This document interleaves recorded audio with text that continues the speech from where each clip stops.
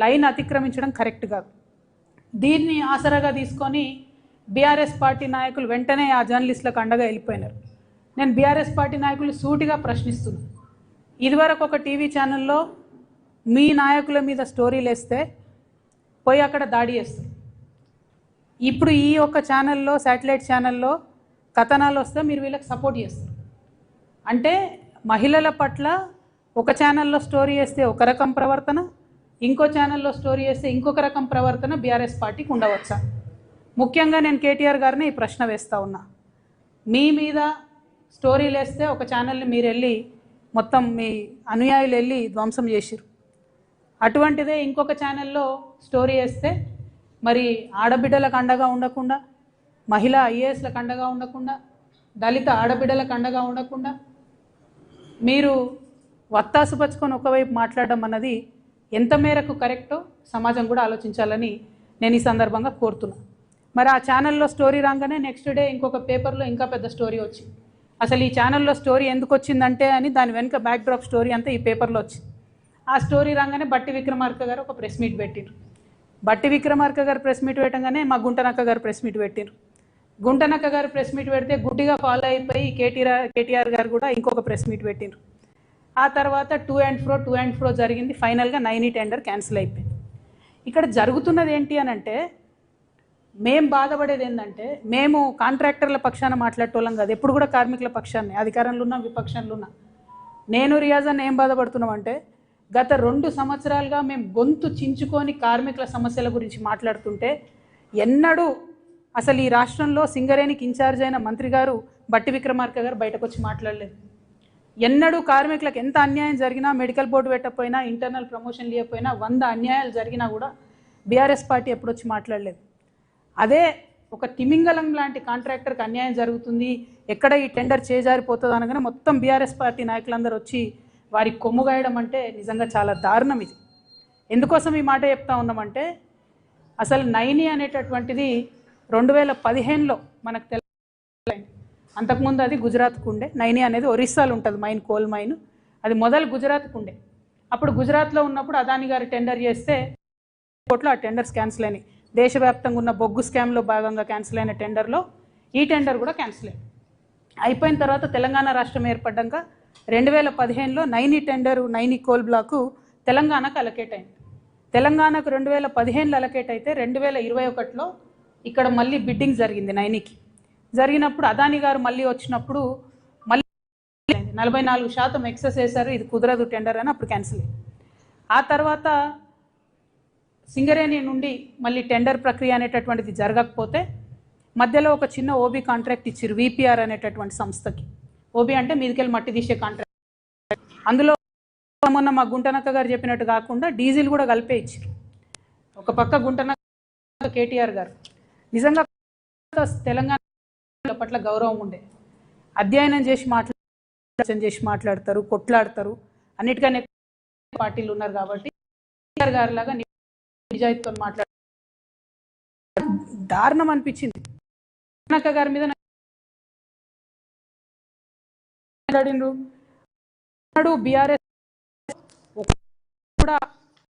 కూడా పోలేదు, ఎక్సెసే పోలేదు, అసలు ఒకటి మొత్తం ఎక్సెస్ పోతుంది. ఇవాళ 25 టెండర్లు బీఆర్ఎస్ హయాంలో ఎక్సెస్. కారణమైన ఎక్సెస్ అంటే ఒకటి 30, ఒకటి 16%, 7%, 8%. ఇవన్నీ జరుపుకుంటూ వచ్చి కాంగ్రెస్ వాళ్ళు ఏం సర్దపూసలు కాదు, వాళ్ళు మొత్తం ఎక్సెస్ చేసిండ్రు. ఈ సైట్ విజిట్ అనేటటువంటి నిబంధన ఏదైతే ఉందో, కంపల్సరీ సైట్ విజిట్, దానికి అధికారులు అటెస్టేషన్ చేయాలనే నిబంధన ఏదైతే ఉందో అది అంతకుముందు సింగరేణిలో వేరే వాటికి ఉండే. అంటే కోల్ హ్యాండ్లింగ్ యూనిట్స్కి, కోల్ వాషర్ యూనిట్స్కి, కన్వేయర్ బెల్ట్స్కి, వాటికి ఖచ్చితంగా సింగరేణిలో ఆ నిబంధన ఉండే. కానీ ఓబీకి లేకుండే. వీళ్ళు వచ్చిన తర్వాత ఓబీకి కూడా పెట్టిండ్రు. సో అది 100% కాంగ్రెస్ వాళ్ళు తప్పు చేసిరు. నిబంధన పెట్టడం, గ్లోబల్ టెండర్ అయితే పెద్ద పెద్ద వాళ్ళు ఫేస్లెస్గా టెండర్ జరగాలనే ఉద్దేశంతో ఈ సిస్టమ్ పెడితే తెలవాలి కాబట్టి వాళ్ళని తెలుసుకోవడం తప్పు చేసి డెఫినెట్గా ఆ విషయంలో ఎక్స్పోజ్ చేయడం మంచిదే బీఆర్ఎస్ ప్రతిపక్షంగా. కానీ అబద్ధాలు అంతకుముందు ఎన్నడూ కూడా టెండర్లలో ఎక్సెస్ పోలేదు అనడం చాలా. ఇప్పుడు ఇంకో కామెడీ ఏంటంటే గుంటనక్క గారు, అదేవిధంగా నమస్తే తెలంగాణ, అదేవిధంగా టీ న్యూస్, అదేవిధంగా కేటీఆర్ గారు మొత్తం ఎంతసేపు దీన్ని ఎట్లా చేస్తున్నారంటే స్మాల్ ఫిష్ను వదిలేసి బిగ్ ఫిష్, చిన్న చేప పిల్లను పట్టుకున్నట్టు అని కాపాడుతున్నారు. ఈ విషయం అంతా సృజన్ రెడ్డి, ఈ సృజన్ రెడ్డి అనేటోడు సీఎం బామ్మర్ది కాబట్టి ఈయనకు టెండర్లు వచ్చినాయి కాబట్టి ఈయన కోసం ఇదంతా చేస్తున్నారని. వాస్తవానికి ఏంటంటే నయని అనేటటువంటిది పెద్ద తిమింగలం మెగా కృష్ణారెడ్డి గారి కోసం, అది 25,000 కోట్ల అనేది. ఈ సృజన్ రెడ్డి అనే చిన్న చేప పిల్లకు 50 కోట్ల. సో ఈ 250 కోట్ల ప్రాజెక్ట్ పెద్ద తిమంగళాన్ని వదిలిపెట్టాలని గుంటనక్క అతి తీవ్రంగా చేస్తుంది. ఇక్కడ అంటే ఫస్ట్ నుంచి కూడా గారికి ఈ సృజన్ రెడ్డి ఇచ్చిందే, ఈ సృజన్ రెడ్డి అంటోనికి టెండర్ ఇచ్చిందే, ఈ సృజన్ రెడ్డి అంటోని కాంట్రాక్ట్ గుంటనక్క. ఆయన సృజన్ రెడ్డికి మొదటి కాంట్రాక్ట్ వస్తుంది. ఇదే సింగరేణి వచ్చినాయి బొగ్గు గనులు బీఆర్ఎస్ హయాంలో. అప్పుడు సృజన్ రెడ్డి రేవంత్ రెడ్డి బావమరదని. ఇవాళ నేనేమంటున్నా, ఎక్స్పోజ్ చేస్తున్నారు, కార్మికుల కోసం చేస్తురా, సింగరేణి సంస్థను కాపాడడం కోసం చేస్తురా, నిరోధించడానికి లేకపోతే కాపాడడానికి. ఆ విషయం ఇవాళ ప్రజల వద్ద నేను స్పష్టంగా చెప్పదలిచిన. ఇంకొక మాట ఈ గుంటనక్క ఏమంటారు, ఎంత దారుణం అంటే it is an insult to entire Dalit community. I'm telling you. బట్టి విక్రమార్క గారికి నేను లెటర్ రాయను, కిషన్ రెడ్డి గారికి రాస్తా. బట్టి విక్రమార్క గారు power minister, he has every power in his hand to cancel the tender. ఆయన చేసిండు కూడా నేను టెండర్ క్యాన్సిల్. మరి మీకేమైంది లెటర్ రాయడానికి? ప్రధాన ప్రతిపక్షానికి ఉప ముఖ్యమంత్రి గారు, పవర్ మినిస్టరు, అట్లీస్ట్ మీరు రాయాలి కదా లెటర్. మేము అడుగుతా ఉన్నాం, మేమేం డిమాండ్ చేస్తున్నామంటే అసలు ఈ ఎండిఓ సిస్టమ్ ఉండకూడదు. ఎండిఓ అంటే సులభంగా ఏంటంటే సింగరేణికి ఆల్రెడీ ఉన్న బొగ్గు గనికి కంప్లీట్గా లీజ్ ఇచ్చేటటువంటి వ్యవహారం.